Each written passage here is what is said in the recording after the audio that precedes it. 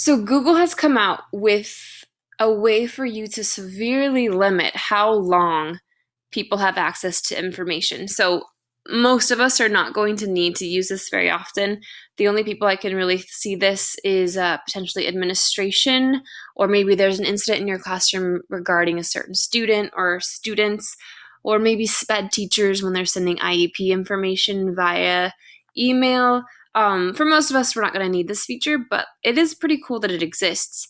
Down here at the bottom, there's a clock and a lock, and if you click on it, it's confidential mode. Right here, it tells you that once you send this email, the recipients won't have the option to forward, copy, print, or download the email. Normally, those are all options that you can do, but they can't send it to anyone else. They can't print it, so there's no physical copies of the information. Google does admit that it obviously can't prevent people from using their phones to take pictures of the screens, or people can screenshot on their computers. So it doesn't block everything, but it does block a lot. You set the expiration date here if you want the message to expire. Now, these are the only ones that you have. You can't make it completely customized to your liking. So I know they're a little bit arbitrary, but pick the one that makes the most sense for you. Maybe it's in a month.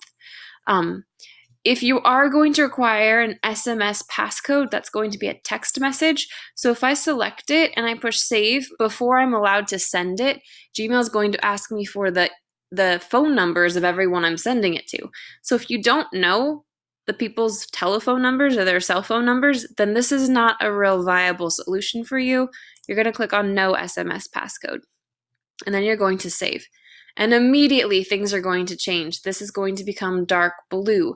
Down here it says content expires on this specific day, and it tells them that message. So it's pretty clear that you've added in that additional feature. So I'm going to push send. I'm sending it to my personal email just so you can see it. So I'm push send. And if I go over to my personal email over here and I open it, I can see all of those so important words and the attachments, and everything's fine. It just tells me, hey, your content's going to expire on this specific date. So if I go to print it, hey, it looks like I actually have, oh, nope, it doesn't. You don't actually have the power to print. It does look like it at first, but you don't. It'll just print this message saying, nope, this is, you're not allowed to print any of this information off. So I'm going to cancel that. Remember how it said that you can't forward it either? So there's no forward option. I can't download it. So there's a lot of limitations. And another thing that's important to know, especially if you're the sender, is that you can revoke any and all of these possibilities whenever you want. So I can go to my sent email and let's say, okay, you know what? I do not want them to have access to this anymore. If I delete it on mine and I'm the sender, I'm the one who originally sent this email and I delete it, okay. The recipient over here, sorry, I sent it, there's two versions of it, but if I send it here, this is the one that was just deleted. It says email has expired. The sender has set a limit on how much time you have to view this email.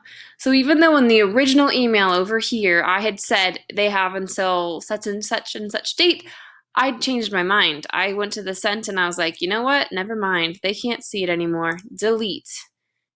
They won't be able to see it at all.